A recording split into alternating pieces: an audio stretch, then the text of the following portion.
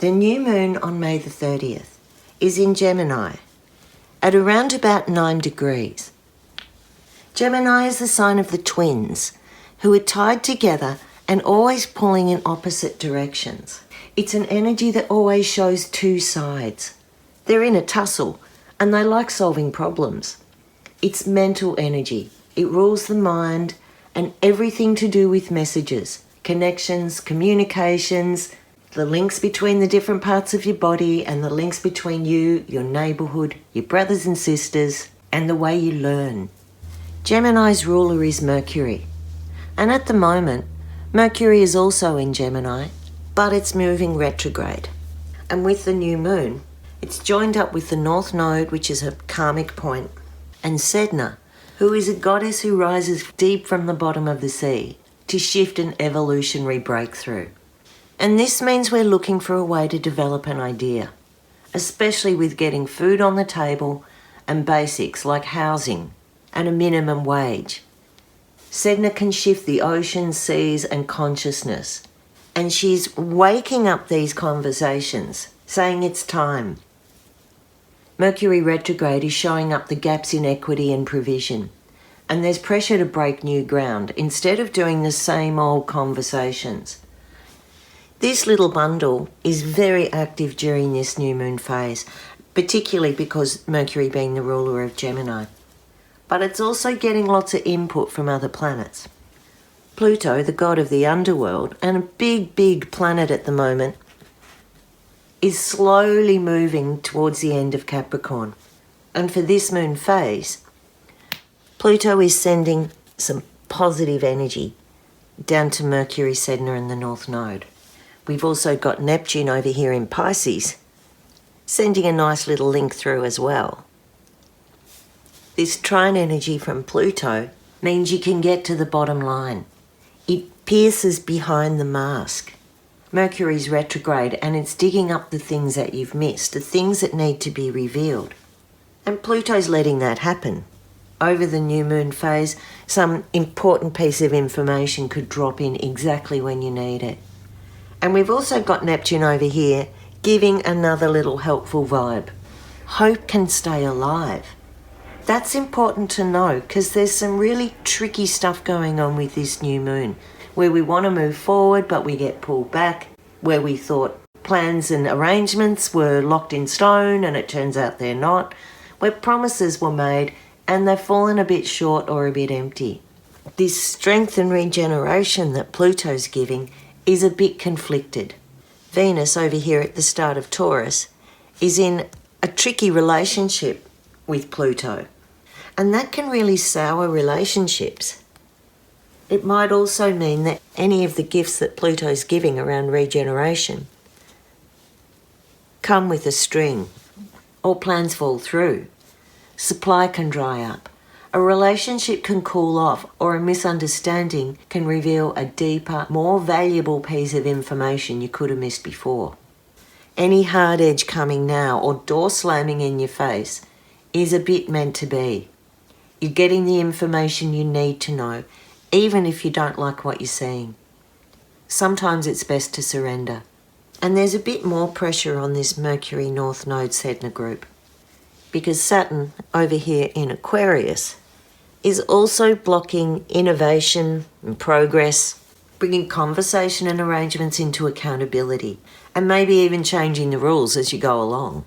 Hopefully this means that Elon Musk's Twitter purchase gets blocked, or gets ditched, or fades away, because this one isn't really letting anything through the gate. Saturn putting pressure on this could mean there's a sense of authority or regulation or restriction on what you say and how you express yourself. There's a lot of judgment and self-criticism that comes up, even self-doubt. It's putting the brakes on and making you work through the gears because there's other aspects to this new moon that really want to push ahead. The fixed signs Aquarius, Scorpio, Taurus and Leo, they're going to be the most affected with Saturn's inclusion here. And that might mean they get really stubborn and staunch, feeling misunderstood and isolated, especially if their beliefs are challenged or their dreams are feeling unfulfilled. That's because Neptune is here stoking that fire to keep your imagination and your fluffy bits well stoked up, while Saturn steps in to put a sock in the mud. So if you're feeling suddenly rejected or really down on yourself because of this influence, reach out. Use this Neptune sextile to bring affection and humour back into your mood. Get out into nature, especially Neptunian things like swimming, get into oceans, lakes and rivers. Get flowing again, mind, body and soul. Jupiter's moved into Aries, and for the new moon, Mars has joined right up with it. And this could be a big problem, or at least a loud, dramatic display. It's extra. It's warlike, ambitious, blustery, bossy and overt. It's a burst of courage, energy, assertion, conviction, or it could make you uncharacteristically rash, especially Capricorn and Cancer born around the 23rd to the 25th of the month. Just watch that you can match what you're detonating, because Jupiter and Mars initiates rapid action and response, physical strength, success, confidence. If it's harnessed, it's focus, skill and muscle airborne. Or big hair prog rock with Marshall stacks. These two together invoke a hero or a pariah. At the full moon 2 weeks ago, we had a Scorpio eclipse, and it was purging out the dirt and exposing the secrets, the dirty stuff hidden underneath. The Amber Heard and Johnny Depp trial has been revealing some of the most gruesome personal details of a toxic relationship available on live stream. And whatever the outcome, there are no winners. It's a really ugly display of domestic violence, abuse, addiction, and dysfunction. Exactly the sort of things that Scorpio digs out. That Scorpio eclipse was getting a massive burn from Saturn, square the sun and the moon. And we have to say the vibe for May hasn't been great so far. It painted the eclipse phase with a really harsh reality and progress getting thwarted, moving forward when it seems like you're moving backwards. And that's pretty much what happened. In the lead up to the eclipse on May the 8th, the Taliban forced women in Afghanistan to be fully covered by a burqa. Can't travel without a male relative, and girls aren't going to school. On May the 10th, Marcos Jr. was elected in the Philippines. There are those who still remember his dictator father's reign of excesses and corruption, which was finally overturned by people power in 1986, which was a huge national protest for democracy that brought free elections finally to the Philippines. Less than 40 years later, it looks like we're going backwards. Still in the lead up to the eclipse, North Korea reported its first COVID deaths. They're saying that there's hundreds of thousands of people with fever, which is probably COVID. Very soon after the eclipse, we saw Sri Lanka erupt in an economic crisis, and huge protests forced the resignation of the Prime Minister Mahinda Rajapaksa. In Ukraine, the resistance in Mariupol finally surrendered to Russia, which included the release of badly injured Ukrainian soldiers and civilians. The positive influence on Neptune in this Gemini moon could bring up issues around a prisoner swap or some collateral advantage being used in that arrangement. If we bring ourselves back to this moon, another signature is Ceres and Lilith come together in Cancer. Ceres is a dwarf planet, the goddess of nurturing through the seasons, cycles, crops and supplies, the Earth Mother.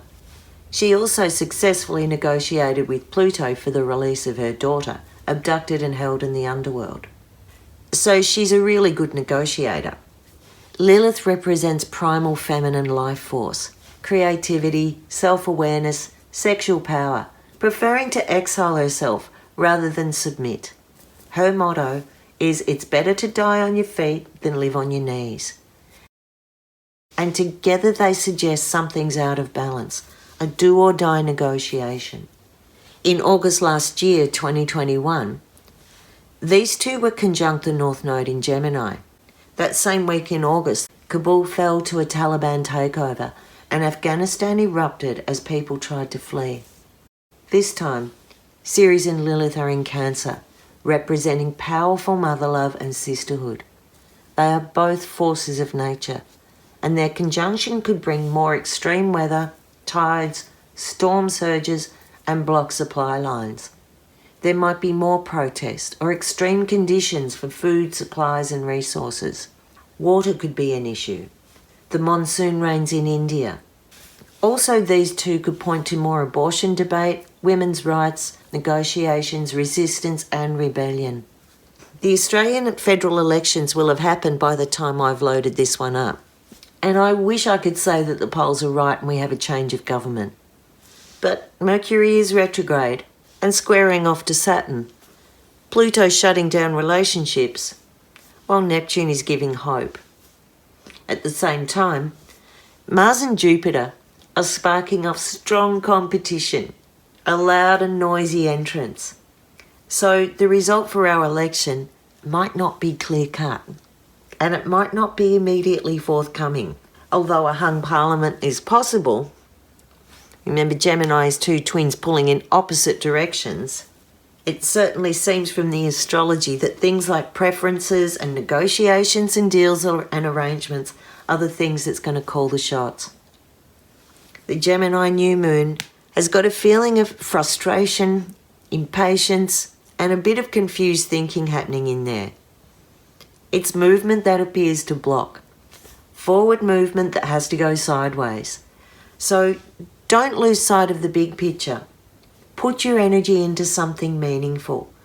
Pick your battles. There's definitely momentum to speak up and let yourself be heard.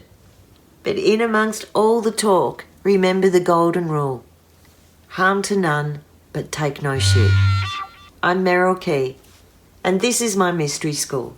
Like, follow, share and subscribe. Check out my other videos on my YouTube channel or contact me for more on my website www.merrylkey.com. Blessed be.